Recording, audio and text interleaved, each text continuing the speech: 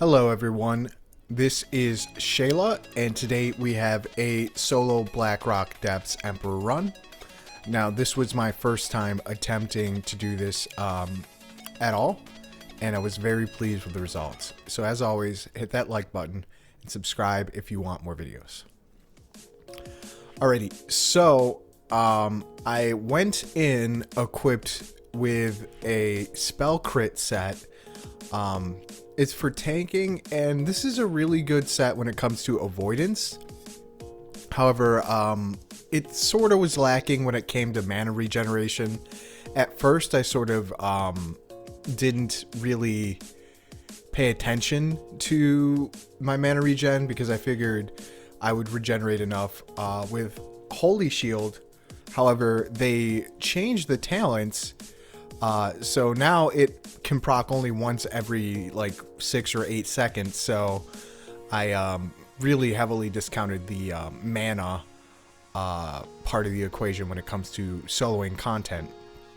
And I know that the humanoids in here, the Dark Iron dwarves, they interrupt. So I was aware of the interrupt. However, I completely neglected the bleeds. I forgot that having a bunch of these bleeds were that was going to be an issue if I got a bunch of bleeds stacked on me. My only option would be to bubble or bop, and I sort of want to say that for emergencies. So I have to be careful when I am using the bubble or the bop. And at first, I'm just sort of testing the waters. Like I can see a Dark Iron ore over here, and I wanted it. Because I'm sort of, again, I'm testing things out. I don't know how well this is going to go while I'm filming. So I'm sort of seeing what's viable here. Like, can I clear, mobs to get to this ore? Okay, I can get to this ore. I'm probably not going to be able to fight a bunch of, like, officers and the priests at the same time. I might be able to survive, but I don't know if I have the DPS for it. I might try that in a different run. We'll see if I can do particular bosses. The more of this I can clear, the better. There's not too much of a culture of selling runs on Turtle WoW. However, I'll be able to help out guildmates. I'll be able to get myself an Iron Foe. And if I were to ever multi-box, I'd be able to farm things like Savage Gladiator's Chain and Iron Foe for other characters too. So I'm happy I get this ore, and I'm like, you know what? I saw a boss over here. Let me see if I can see him. So I'm like, all right, no boss, but I've got a bunch of these mobs, and I'm feeling confident. They're just normal trash mobs. It's whatever. But I sort of forget, like, yeah, this is a normal pull when you have a full group, but when it's just you, and maybe you didn't drink before your pull, well, now you've got some issues. So I got to bop myself because I was bleeding out, and I'm forced into a bit of a precarious situation. So I'm low mana, I have low regeneration, and I have all these mobs, and they start to stack bleeds on me, and the bleeds are going to be a problem. Just because I can heal through the damage isn't the problem. It's the dots that are the problem. Because again, I'm in an avoidance set. Luckily I have enough avoidance to live, but without that mana regeneration, I really can't do much. So you live, you learn, and I learned that I want to pay more attention to my regen.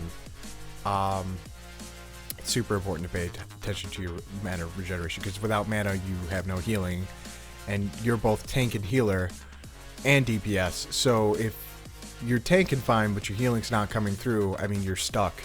You've just got a bunch of mobs sitting on top of you, and you're not going to be able to do anything. About halfway through, I do switch sets just because this cloth was pushing it a little bit. Like, I have a decent health pool. I think I have 4.7 unbuffed, which is good for tanking. But I'm sitting at, I think, 52% armor, which is a little low for the tanking side. Typically, you want to be around like 56% plus. So it's low.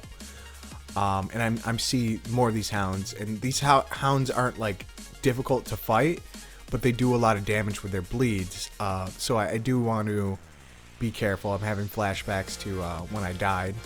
And these footmen run, too, so I have to keep that in mind. So it's just like when clearing this, you have to kill these guys, or you need to put a seal of justice on them so they don't run away in fear. Otherwise, they're going to run off and pull half the room. So I'm like, okay, all right, I've learned a few lessons. Don't underestimate the mobs, even if they have low health.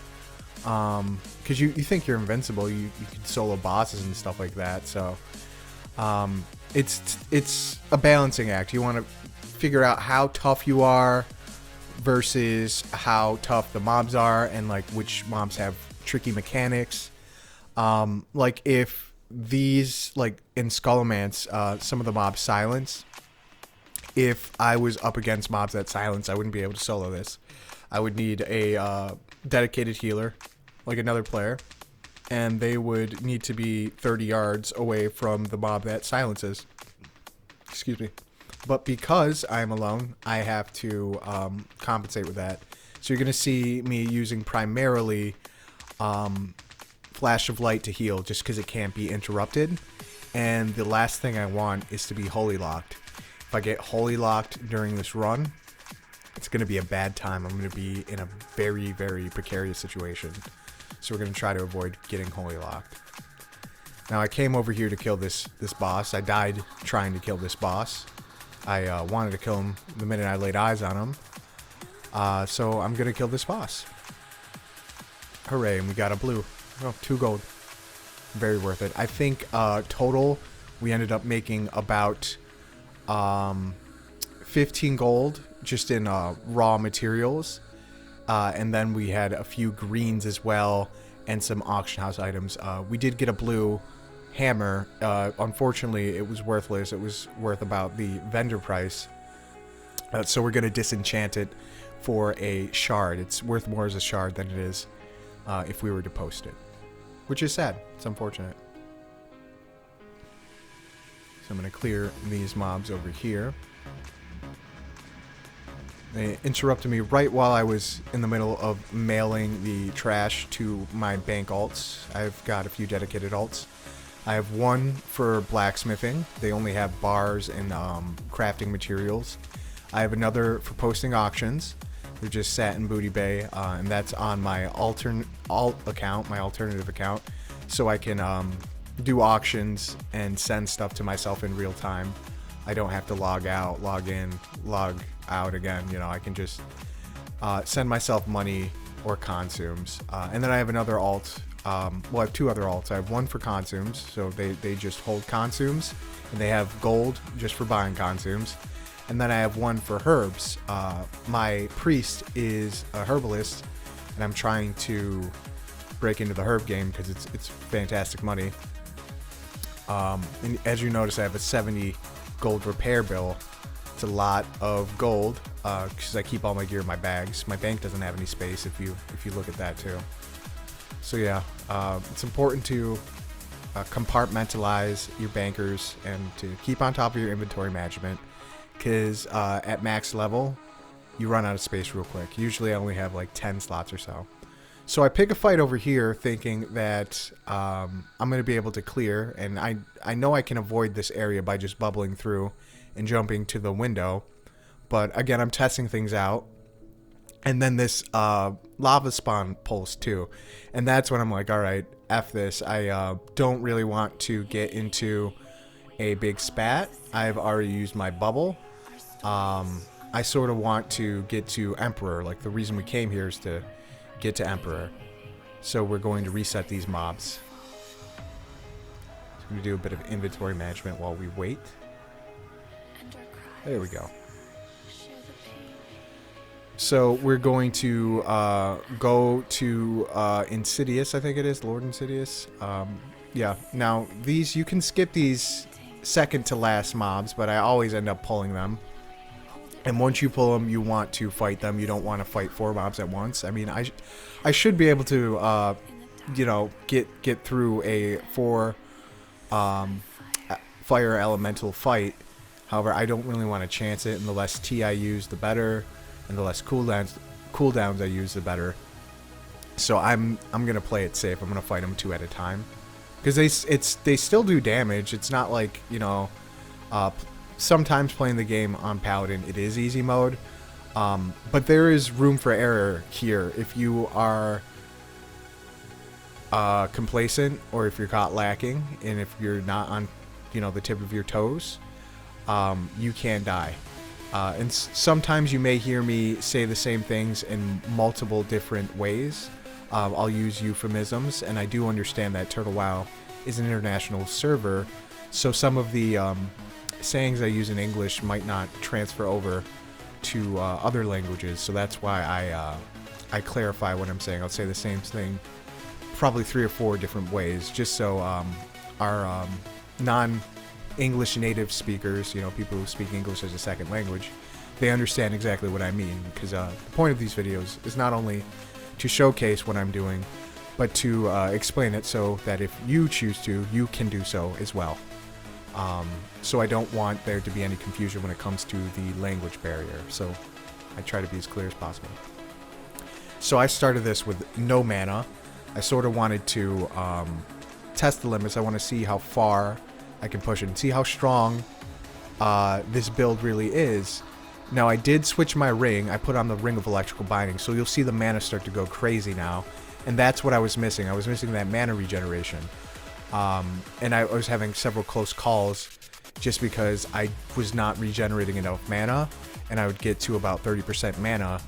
And then I would be focused on maintaining my mana as opposed to getting the target down.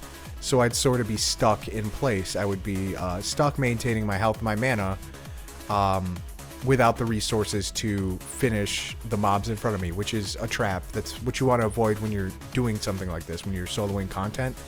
You need to have enough resources to survive the pull. If you overpull, or if you go too hard on your resources, you're going to mess it up. And if you don't know how I'm doing this right now, you don't know how I'm, you know, generating enough mana to stay alive and to solo this content, I recommend you check out my time on target Templar video. That video discusses the regeneration rotation and gives a tutorial. That rotation I use to build mana is, I call it the regeneration rotation. That's something every paladin should know. It can save your life. In Ret, when you're out of mana, you can use it to gain mana and finish a fight, because that's Ret's primary weakness, is going so yeah, that's something every paladin should learn, is regeneration rotation.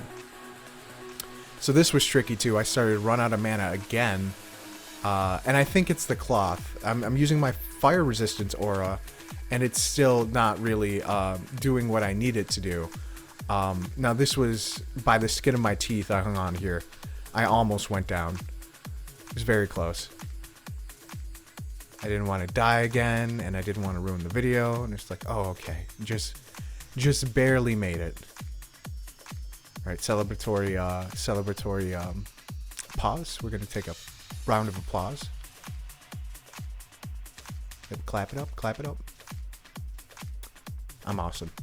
Okay, so we're gonna continue. I realized that the set I'm wearing, it's a little bit too squishy to solo this content. It's good for maybe open world content. If I were to solo, like, I don't know, in the Western Plaguelands, maybe I'm doing Cauldrons or something like that, because it's got a bunch of spell power and some spell crit, but the armor and the health are just a little low, and the regeneration's low. So now I'm using tier 2.5, and it's going to have some much needed MP5, and it's also going to have a decent amount of spell power with that 71 spell power bonus that the set gives. So I'm going to clear across the bridge too, and the reason why we're doing this is not because we need the attunement. It's because I wanted to see if I could solo my way to the MC attunement, to see if I can help people out, or maybe somebody wants to tip me, you know, like 10G, you know, just to get their attune out of the way. I can do Ani attunements like this too. We'll see if we can do Golem Lord. I know I can do Anvil Crack. It's tough, but I've done it once before when soloing my way to the Grim Guzzler. So now this is the fun part. We're going to clear the Lyceum, and the mobs in here, they don't do any damage. So it's just, and at first I'm a little bit nervous because I don't want to I don't really want to test it. But when I realize how weak these mobs are, I'm like, oh, I can just have a fun time AoEing. I feel like I'm in a Hobbs video. You know, WoW Hobbs, the old OG AoE farmer, the dude who popularized it during Burning Crusade. He still streams. He's still on Twitch, and he's still making videos. I watched him die in hardcore last week, so shouts out to Hobbs, OG Paladin. So we got one of the torches. We're just gonna clear our way to the brazier, and again, the little dwarves are nothing to worry about in here. You can just literally consecrate Holy Shield, and they just melt themselves. You don't even need to hit them. I hit them because I want to generate mana. And what you'll see on the weaker mobs, instead of judging wisdom on them, what I do is I cast the seal on myself, and then I will hit them with the judge or the seal on myself. So I'm generating mana that way, because otherwise you're losing mana because you're judging it onto a target. You hit it for 2 seconds, it dies. You're recasting Seal of Wisdom, you hit it for 2 seconds, it dies. So this way I'm actually gaining mana while killing trash, because otherwise you're gonna lose mana just constantly casting Seal of Wisdom, and that's counterintuitive. You cast Wisdom to gain mana. Again, crazy regeneration.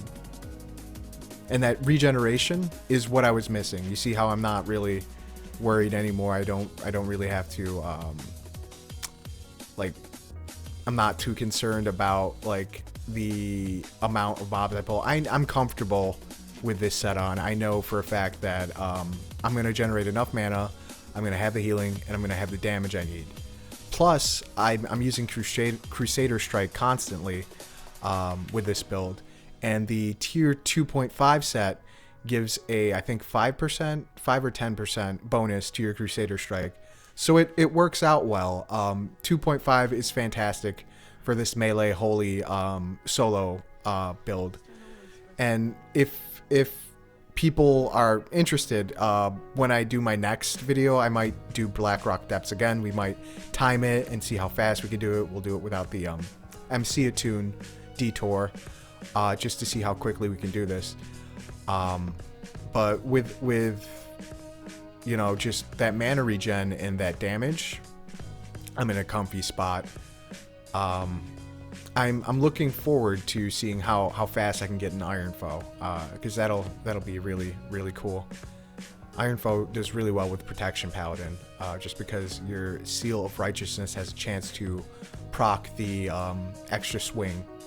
So this room was not difficult, but I was a little surprised at just how much damage these casters did.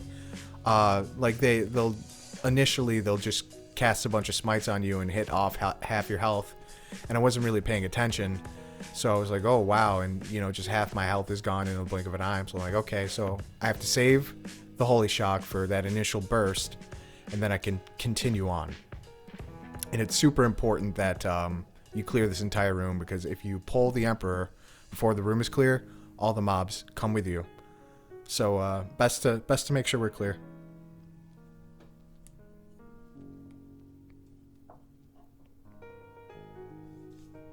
Again, we're gonna keep going, and then there's like a dragoon hanging out with some of them, and then there's an officer hanging out with other ones. So you have to be careful with the mobs, because one of the mobs in the groups will do way more damage and have way more health. So you want to focus that one, get a wisdom up on that target, because they'll be alive for longer. You're gonna want to put a wisdom on the target that's gonna live the longest, so you don't have to recast it and lose mana. That's gonna keep your mana regeneration in a good place. See how close I was to death. I was about 30% health. My screen was flashing red, just because they do that initial spell damage. They do a heavy burst of spell damage, which if you are not paying attention, like I was, because I'm towards the end of the run, I'm thinking about the Emperor, that can kill you if you're not careful. So it's important to keep your eye on the ball. And when you're soloing content, again, you start to think you have it, but the room for error is slim, because if you make a mistake, it's on yourself to save yourself, versus if one person makes a mistake in a party, you have 4 people you can rely on. So you have to be patient. If you do this, you need to expect to die, if you have a bunch of gear in your bag like I do, you need to come to grips with the reality that your repair bill could wipe out any gold that you end up making. So if you are smart, stick your gear in the bank. My bank is so full that that's not an option for me. I would love to clear it out and make it an option. However, I just got transmog items in there. I've got the Light Forge set in there because I want to do the tier 0.05 quest line just to get the transmog for the the improved 0.05 set. But I've had that set for probably about a year now, and I have not done it. So I need to do that. Get rid of those items. Keep 3 or 4 dresses, because I like my bank, like 14 to 20 slots are just dresses and suits for when I RP the 4 times a year I do. I do love RPing. I'm just so busy with raids and PvP, and I need to get around to doing it. And isn't that crazy? You're busy in a video game. You're so busy that you don't get to play the video game the way you want to play it. World of Warcraft, everybody. But yeah, I have to get better at my bank management. There's just so much stuff. Like, look at my bags. Oh my gosh. And then you open up my bank and it's a little bit better. And that was why I created the bank alt for consumes, was so I could just, because I had a few 60s at that point. I was like, okay, can I just consolidate consumes? I don't want to have to log on to my banker, buy a bunch of consumes, and then send them out to each character. Can I just send money to one character? They buy all the consumes, they store them, then I log on to them before raids, and I divvy up the consumes and send a little bit of gold. So if I run out mid-raid, I can ask somebody with a auction house, like, hey, can I use that real quick? That way I can buy more consumes. So we're almost done. We're gonna clear this room. Now, that Kara trinket, the dodge trinket, the agile, I forget what it's called. It makes you dodge a lot. I recommend that for solo content, especially because you're getting hit so much. You do a pull of 5 to 10 mobs, and you'll see that proc. You will see it proc, and then you have 5 seconds of basically immunity, like you're dodge immune. Or you have you can't be hit. You're not dodge immune, but you have physical immunity because you're dodging so much. Just good just for buying time. Maybe you just need enough time for your cooldown for your Crusader Strike to refresh your Holy Shock. That trinket will save your life.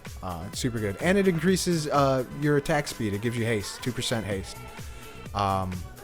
So yeah, check it out. I really recommend that trinket. It's from Morose in Kara 10. I forget what it's called. It's something fancy, something like intricate. But it's and it makes you look like a ghost, which I like. I like the fact that I can go ghost mode. I'm like Danny Phantom. I'm going ghost. Alrighty, so there it is. So I'm gonna switch that out for my what is it? The Boru's shield, the Boru's, the 900 absorb trinket, just because the dodge isn't going to do me as much good as just having 900 health cushion just to heal myself or whatever. So originally I wanted to keep the princess alive because I was confused. Being a healer, you don't really have to learn mechanics. So I was like, he's going to enrage if I kill the princess, and then he enraged anyway. So I'm like, well, he's enraging anyway, and I can't really kill him because she's healing him. So she's healing him, and he's enraging anyway. I have to kill the princess. And I'm glad I did too, because I got her loot too. But I don't have the damage to kill him through her healing, so I have to kill her first. Which, if I continue to do this farm, I will do every time. 1, it's easier. 2, she drops a fashion token, and that's my primary incentive for doing this. Is I would like fashion tokens, some essences, a little bit of gold, and a chance at Iron Foe. Iron Foe is a very big draw for me. I'd like to get more into tanking. and Iron Foe is a really good weapon. I have some other really top tier tanking weapons. I have Quell Sarar, which I don't use nearly enough. I use End of Dreams over Wraithblade. I do have a Wraithblade. I got it about 3 weeks ago. I was super excited. But I prefer the End of Dreams just because it has MP5. They both have the same amount of spell damage. And the spell hit and the spell crit are not as valuable as the few points in stamina and the MP5. Because when I'm wearing my tier 2.5 set, I'll have about 30 MP5. And when you combine that with the absolutely Nutter Butters mana regen I get from my Time on Templar build, I basically cannot go room. Like I was tanking a what dungeon was it? I was tanking. It wasn't Stormwind Vaults. It wasn't. Oh, it was a Dire Maul. I was tanking Dire Maul East because I needed the key, and I would literally just run in Holy Shield.